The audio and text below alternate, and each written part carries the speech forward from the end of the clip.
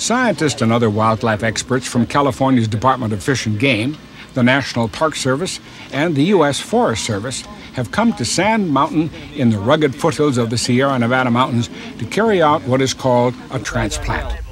They're planning to capture bighorn sheep to move them to a new area north of their present range. The first step is setting up nets made of soft fibers stretched out to form a barrier. The plan is to drive the animals down from higher ground into the nets. It's impossible for men to follow the sheep on foot or even on horseback. The only way to round them up is with helicopters. Soft pads on the bighorn's feet grip onto the surface and absorb the force of the impact as the sheep jump from rock to rock. It takes skilled pilots to herd them into the nets. As quickly as possible, the team rushes into action. Even trapped in the net, the frightened animals are not easily brought under control. The crew ties the sheep's feet together and then blindfolds it to quiet it down.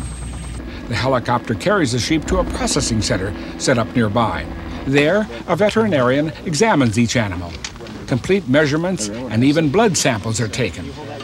They fit each bighorn with a special ear tag and collar for identification. Some are also fitted with special collars that send out radio signals with which they can be tracked after their release. Finally, they're loaded into boxes for transport to their new home range farther north. Meanwhile, back up on the mountain, the aerial roundup continues.